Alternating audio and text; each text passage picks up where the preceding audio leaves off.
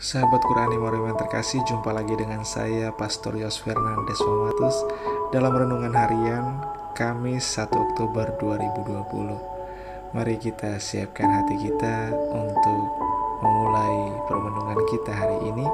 Kita tandai diri kita dengan tanda kemenangan Kristus. Dalam nama Bapa dan Putra dan Roh Kudus. Amin. Tuhan sertamu dan sertamu juga. Inilah Injil Yesus Kristus menurut Matius. Dimuliakanlah Tuhan. Sekali peristiwa datanglah murid-murid kepada Yesus dan bertanya, "Siapakah yang terbesar dalam kerajaan surga?" Maka Yesus memanggil seorang anak kecil dan menempatkannya di tengah-tengah mereka lalu berkata, "Aku berkata kepadamu, jika kamu tidak bertobat dan menjadi seperti anak kecil ini, kamu tidak akan masuk ke dalam kerajaan surga. Sedangkan barang siapa merendahkan diri dan menjadi seperti anak kecil ini, dialah yang terbesar dalam kerajaan surga. Barang siapa menyambut anak seperti ini dalam namaku, ia menyambut aku." Demikianlah Injil Tuhan. Terpujilah Kristus. Bapak Ibu saudara-saudari yang terkasih di dalam Kristus, salah satu kecenderungan manusiawi seorang anak manusia adalah mendominasi.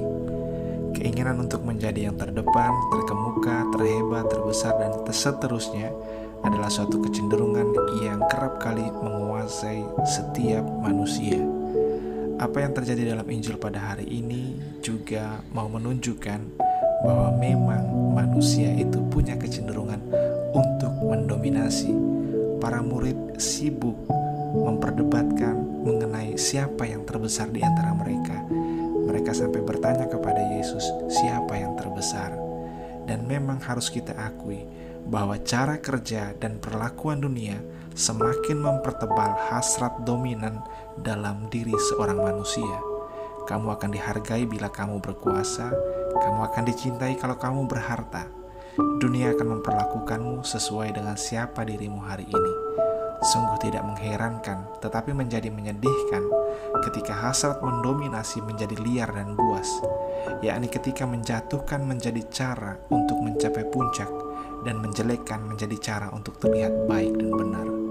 Hasrat untuk mendominasi merasuk dalam seluruh aspek kehidupan manusia, keluarga, persahabatan, kemasyarakatan, apalagi perpolitikan, dan seterusnya. Tidak ada satupun yang luput dari racun kemanusiawian tersebut. Butuh kesadaran diri setiap pribadi tentang hasrat untuk mendominasi tersebut agar tidak menjadi liar. Jangan sampai manusia yang satu menjadi serigala bagi manusia yang lain. Setiap makhluk beragama dan beriman, kita semua diajarkan untuk mawas diri, ugah hari, dan rendah hati.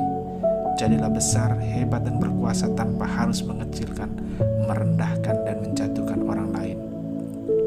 Siapa yang terkecil di antara kalian, dialah yang terbesar dalam kerajaan surga. Itulah yang mau diajarkan kepada kita oleh Yesus pada hari ini. Yesus mengajak kita untuk menjadi seperti seorang anak kecil, bahwasanya anak kecil itu senantiasa menggantungkan dirinya kepada orang tua.